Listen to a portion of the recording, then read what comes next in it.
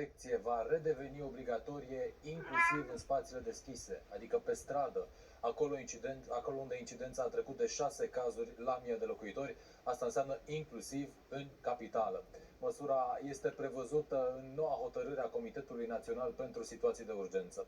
Haideți să ne uităm și la alte schimbări importante. Restaurantele sau cafenelele vor mai primi clienți doar dacă sunt vaccinați sau au trecut prin boală. Nu intră în această categorie a celor care au dreptul să meargă în locante cei care au un test negativ. Atenție, testele nu mai contează.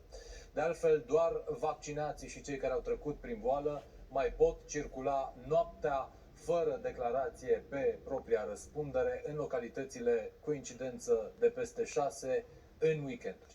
O altă modificare se referă la ora până la care localurile pot funcționa chiar și în timpul săptămânii. Totul se oprește la